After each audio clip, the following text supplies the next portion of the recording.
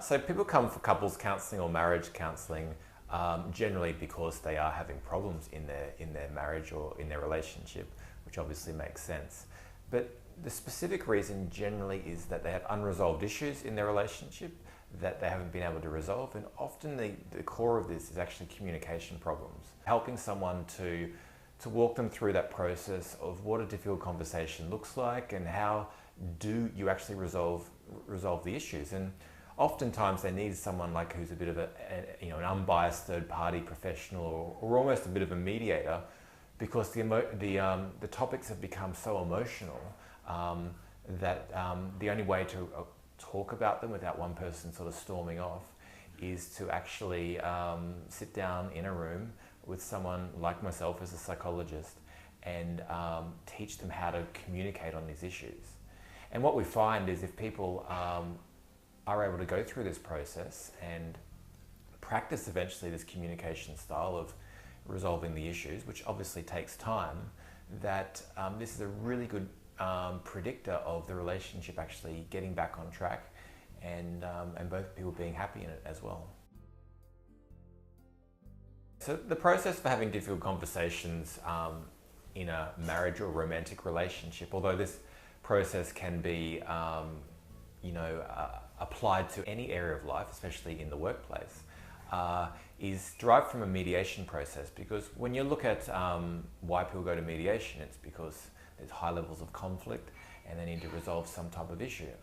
So basically the process is working out what the underlying issues are. So it might be an underlying issue of, say, respect, for example, or trust. Often it gets broken in a romantic relationship.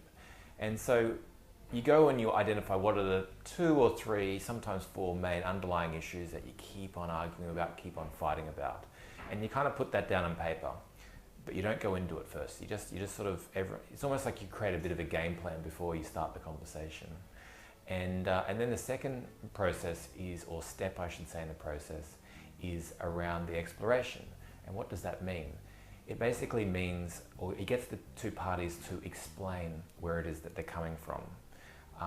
And the importance of this is obviously the communication. You just want to understand where both parties is coming from, not only intellectually, but eventually as the conversation goes on, you get to understand a bit more emotionally where they're coming from. Now this is the much harder part because of course we don't like to be vulnerable and we don't like to explain sort of our emotional journey when it comes to the different issues in a relationship. But when you can actually get to that level and the conversation can get to that level, that's when things start to really move, and this is when this process starts to really work.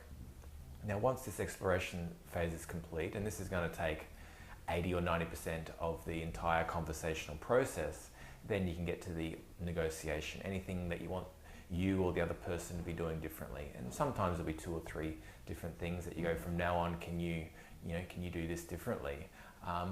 But as I said, that's a small part of the process and not always relevant. The most important part of this process is really, firstly, sticking to the issues. And that's why you create a bit of a plan or a game plan before you begin.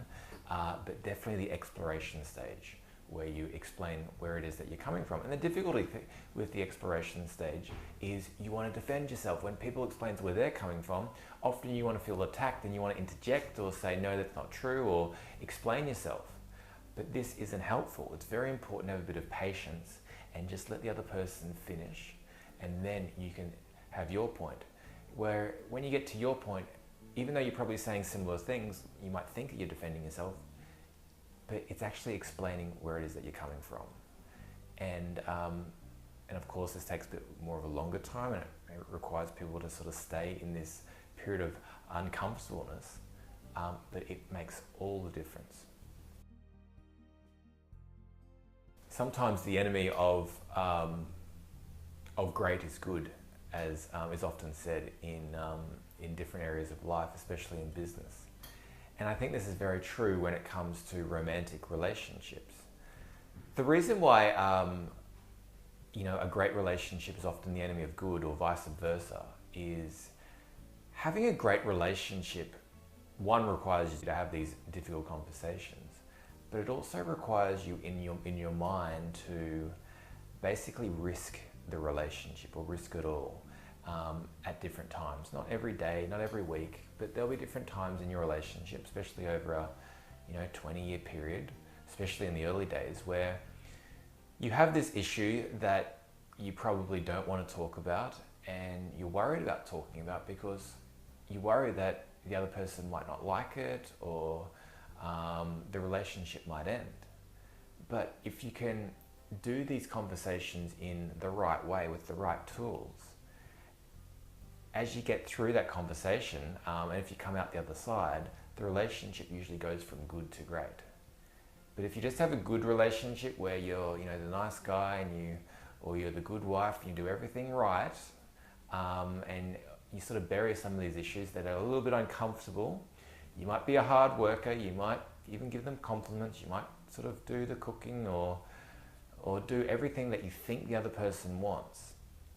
But if you're unable to essentially sort of jump outside your comfort zone and risk the relationship, at least in your head. I'm not talking about risking the relationship in a bad way, like going out drinking or talking to other people. But if you risk the relationship in this good way, it's the only way that a relationship can go from good to great.